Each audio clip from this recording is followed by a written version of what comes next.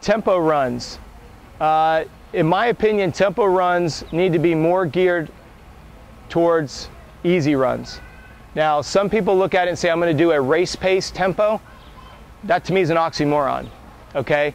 A pacing interval is, and I hope all of you guys are doing it, you guys run time trials. If you're not, or if Julie and Jose don't have you doing it, they're not bad coaches. I would just encourage you to do pacing time trials, okay? Because if you're going to run a half marathon, you should be able to run 10 miles at probably 45 seconds to a minute faster than you plan on racing. And until you get to that point, that needs to be your focus. And you can apply that to any distance. If you're doing marathon, you should be able to do a 20-miler faster than what your race pace should be.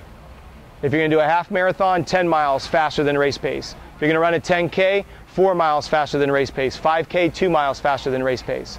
Okay? Believe me, it will make race day seem very, very easy.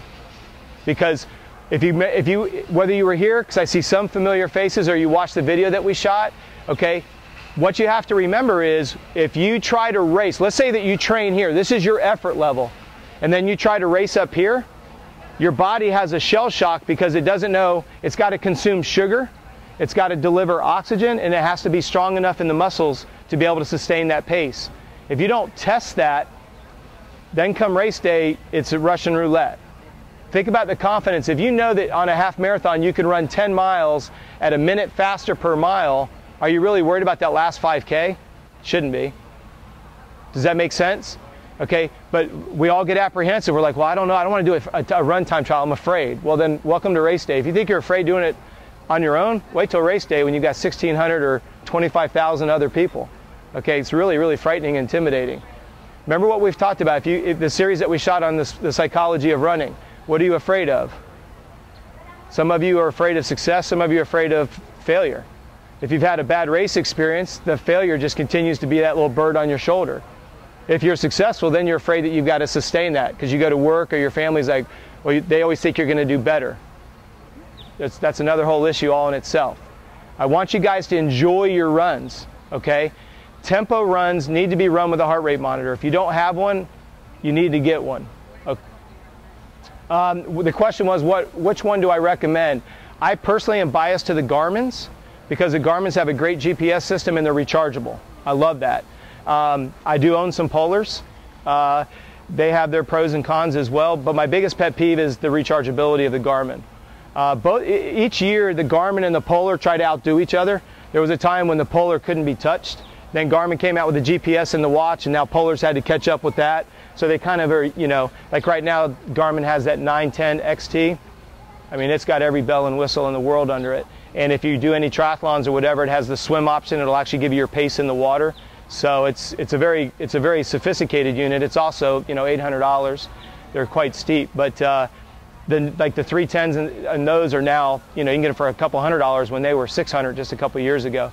So, but the heart rate monitors, if you get nothing out of what we say today on your tempo runs, most of you will run your easy runs too hard, which leaves you flat for your hard days.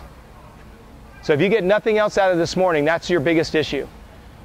When you run easy or recovery day, it needs to be super, super, super, super easy.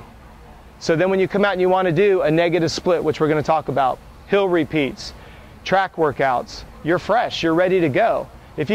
We did some testing in a couple other, we did it in triathlons, swim, bike, and run. We did it with our mountain bike team. We did it with some motocross racers, and we did it with our marathoners. All right. So what we did was we took an athlete and we had them wear a heart rate monitor, but they had to wear it down so they couldn't see the number. All right. And we said, we want you to go out and run. This was a high-end athlete. She was, I don't want you to get intimidated by the numbers. Just take it with a grain of salt. I asked her to go out and run 10 miles at what she thought was an easy pace. We had just picked her up from another coach, okay?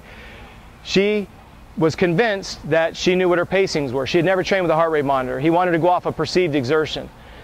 I asked her to go run a 10-mile at an easy pace. We calculated her average and max heart rate because the heart rate monitor doesn't lie. Then we asked her to go out and do a negative split, which means, let's say it's 5 miles. You run 2.5 miles out at a certain pace and you come back faster than you went out. Negative split. Come back faster than you went out. We looked at the average and the max heart rate. Then I asked her, let's go do intervals at what you would say is 95 to 100%. We did 1 mile repeats. We did 10 of them, okay?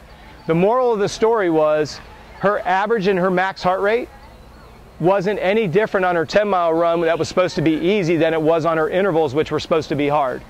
And that creates what we call a performance plateau. Your body only knows one gear. Every time you go out the door, it's wide open. Because you're afraid, well, if I slow down, I'm going to get slow. No, you won't. Okay? You have to remember that when you go on your long, easy runs, that's when you burn more body fat. That's another conversation. The lower the intensity, the more body fat you'll burn. The higher the intensity, the more sugar you burn. So if you're trying to lose weight and you're up here just can't even breathe, can't see straight, you're working so hard, stop. Because what you're doing is you're training yourself for speed, but you're not burning body fat. If you want to burn body fat, slow it down. Why do you think that the elite runners, when they're in their base training, are they out there running at race pace every day? No. They go run 10 and 15 miles, again, using numbers loosely. The world record for the marathon's 2 hours and 4 minutes. Okay? They're not out running a 5-minute mile on a 10-mile run. It's relevant. They might be running a 6:30, which for you and I may be fast, but for someone that runs a 4:18, 4:30 pace for a marathon, that's not fast. It's all relative. What do they all train with? Dun, da, da, da, heart rate monitors. Because if you're tired, if you're hungry, if you're dehydrated, if it's hot, it's humid, heart rate's going to be up. You have to slow down.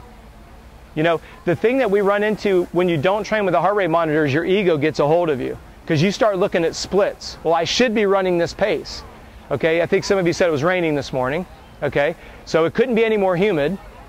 All right, it was I think you started at 4:15, 4:20 this morning. It couldn't be any earlier. Okay, so if your heart rate's already redlined, you're a half mile down the trail, okay, and your heart rate's already at redline, you're like, but I've got to hold this pace. Then you're disappointed because your run stinks. You see how you start swimming in a circle? Where if you're wearing a heart rate monitor and you're a mile down the trail and you're hitting redline, you're getting indicators that your something's wrong. You may be tired, hungry, dehydrated. You may want to revamp what your strategy is for today instead of being heck bent that you're going to do this because that's what's on the schedule. Okay, my job is to coach athletes. I create training schedules and nutrition. You still have to have that intuition to go, you know what, today's not the day to do what you have on the paper.